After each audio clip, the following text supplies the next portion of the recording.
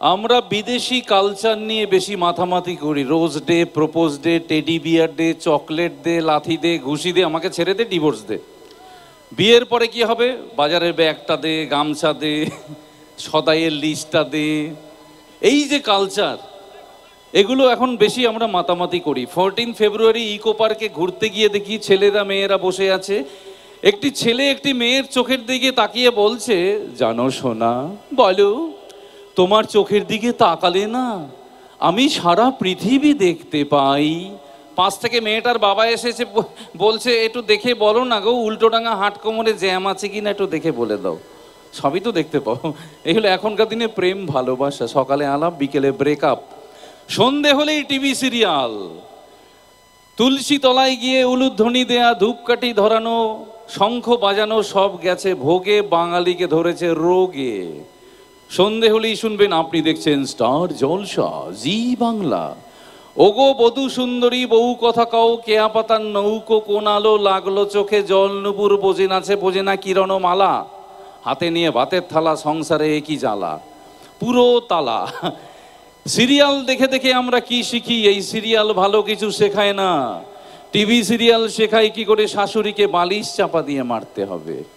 TV serial আমাদের শেখায় কি করে 4-5টা করে বিয়ে করতে হবে। টিভি সিরিয়াল আমাদের শেখায় কি করে সংসারে অশান্তি বাঁধাতে হবে। ঠিক বলছি তো নাকি? তবে সুরঞ্জিত দা, এত কিছুর পরেও কিন্তু সবাই জানে ট্যাগলাইন জীবন মানে জি বাংলা। আর এই জি বাংলা স্টার জলসা আছে বলেই হয়তো চলচ্চিত্র জগতের একটা আলাদা সেকশন আছে।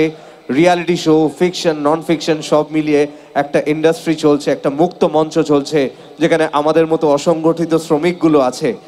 যেমন পজিটিভ সাইড আছে, ডার্ক সাইডও আছে, কিন্তু সবটাই আপনাদের কাছে, আপনাদের হাতের ওপর। জানেন, আপনারা আমাদের কাছে ভগবান। আর কেন ভগবান বলি? আমাদের ভাগ্যটা নির্ভর করে ঠিক দুটো 10 টাকার পেন্সিল ব্যাট ওর, যেটা আপনারা আপনাদের রিমোটে লাগান। আপনাদের রিমোটে সেই পেন্সিল ব্যাটারিগুলো লাগিয়ে যদি আপনারা লাল সুইচটা অন করেন, তাহলেই একজন সেলিব্রিটি, তাহলেই একজন অ্যাক্ট্রেস, অ্যাক্টর। আর আপনারা অফ করে দিলেই আমাদের ভাগ্য একদম জিরো, ব্ল্যাক। তাই আপনাদেরকে সামনে পেয়েছি।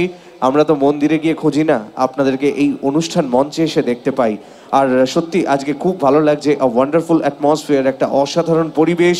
We are eagerly awaiting for the presence of the very talented performers, যারা ইতিমধ্যে তাদের 7 সুরের মেলবন্ধন প্রস্তুত করে গেছে। তাদের শব্দের ঝংকারে ইতিমধ্যে অঞ্চল অবগত। যারা আমাদের আজকের অনুষ্ঠানের দর্শক আছেন, অনেকে বাড়ির ব্যালকনিতে বসে দেখছেন, আমরা এটাও দেখতে পাচ্ছি। আর এটাও কিন্তু একটা বিশেষ সিট বলা যেতে পারে। যেমন অর্ডিন্যান্স ফ্যাক্টরি বোর্ডের ছাদে বসলে ইডেনের খেলা দেখা যায়, তেমনি ওই ফ্ল্যাটের ছাদে গেলে কিন্তু লাইভ শো দেখতে পারবে। 3 BHK নাকি 2 BHK? ফ্ল্যাট যদি কিনতে হয় টপ ফ্লোরে কিনুন, না হলে গ্রাউন্ড ফ্লোরে কিনুন। যদি ভূমিকম্প আসে দরজা খুলে বেরিয়ে আসবেন। আর টপ ফ্লোর হলে কি হবে? সুপারি গাছ বেয়ে নেমে পড়বেন। মাঝামাঝি হলে কিন্তু চাপ, লিফটে কাজ হবে না। এখন যে কোনো সময় নেমে আসতে পারে ভূমিকম্প, একটাই আতঙ্ক। 2016 সালে হয়েছিল ভূমিকম্প, 4 জানুয়ারি ভোর 3:25। ঘর বাড়ি কাঁপছে। বাড়ির গিন্নিমা ঘুম থেকে জেগে উঠলেন। ওগো শিগগির ওঠো। কেন, কি হয়েছে? এই দেখো না, বাইরে ভূমিকম্প হচ্ছে, ঘর বাড়ি কাঁপছে, ভেঙে পড়বে, শিগগির ওঠো। তুমি এত টেনশন করছো কেন? আমরা তো ভাড়া থাকি, মালিক বুঝে নেবে, ঘুমাও। যার নিজের বাড়ি তার চাপ একটু বেশি। আর ফ্ল্যাটে এখন নতুন স্টাইল হয়ে গেছে কুকুর পোষা। পশু প্রেম যেন বেশি জেগে উঠেছে প্রতিটি বাঙালির হৃদয়ে। পশুকে প্রেম করতে হলে পাড়ার মোড়ের কুকুরগুলোকে খেতে দিন। 10,000 টাকার কুকুর নিয়ে কম্বলের মধ্যে ঢোকার কোনো মানে নেই ফেসবুক লাইভ হওয়ার, তাই না? এক মানুষ 3টে কুকুর সকালবেলা বেরিয়েছে ব্যায়াম করতে। আরে জেঠু, আপনার কুকুরগুলোতে হেভি সুন্দর। হ্যাঁ, সুন্দর তো হবেই, পয়সা দিয়ে কিনেছি। আচ্ছা, এগুলোর কি নাম রাখলেন? এই প্রথম কুকুরটার নাম কি? এটার নাম হচ্ছে অমল। কুকুরের নাম অমল? আরে দ্বিতীয়টা, এটার নাম হচ্ছে বিমল। সে কি? আরে তৃতীয়টা, এটার নাম হচ্ছে কমল। কুকুরের নাম অমল, বিমল, কমল। তাহলে আপনার নাম কি? আমার নাম হচ্ছে টমি।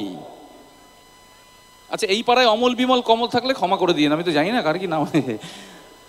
মাঝে মধ্যে রং নাম্বার হয়ে যায়, বাট ইয়েস।